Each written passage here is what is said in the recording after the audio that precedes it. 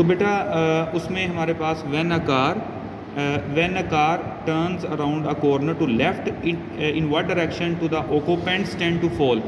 बेटा due to inertia जो उसके ऑक्यूपेंट्स होंगे वो राइट साइड पे क्या होंगे, वो टर्न करेंगे। उसकी रीज़न ये है कि हर बॉडी अपनी मोशन या अपनी स्टेट ऑफ मोशन को बरकरार रखने की कोशिश करती है। This is known as inertia. और इनर्शिया की वजह से ही जो उसके ऑक्यूपेंट्स होंगे वो राइट साइड की तरफ फॉल करेंगे अगर कार लेफ़्ट साइड पे टर्न लेती है। तो why is the acceleration of the body moving uniformly in a circle directed toward the centre of circle. तो बेटा जो असल में हमारे पास जब बॉडी सर्कल में रिवॉल्व कर रही होती है तो उसकी जो वेलोसिटी की डायरेक्शन है हर मोमेंट पे चेंज हो रही होती है।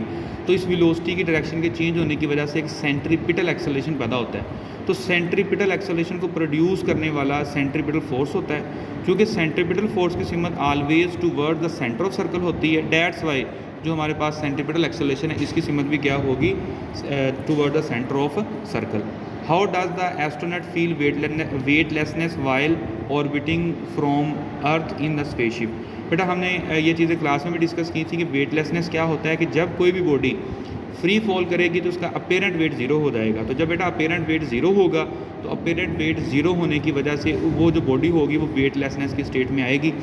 और वेटलेसनेस स्टेट से मुराद ये होगा कि we need no force to hold the object. मी जो Fn था नॉर्मल कॉन्टैक्ट फोर्स वो क्या हो जाएगी, वो बेटा ज़ीरो हो जाएगी। उसके बाद बेटा कंस्ट्रक्टेड रिस्पॉन्स में है कि angular velocity of different particles of the rigid body is constant.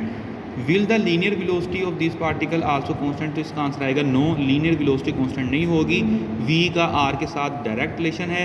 जो पार्टिकल एक्सिस से दूर होगा उसकी लीनियर वेलोसिटी ज़्यादा होगी, जो करीब होगा उसकी लीनियर वेलोसिटी कम होगी।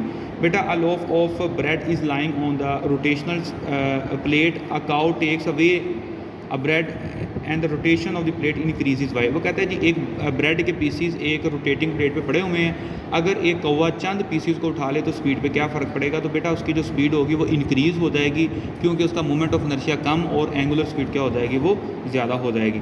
तो why we tumble when we take the sharp turn with a large speed. तो बेटा अगर आप लार्ज स्पीड पे टर्न लेने की कोशिश करेंगे तो उससे ये होगा कि हमें एक ज़्यादा बड़ी सेंट्रीपिटल फोर्स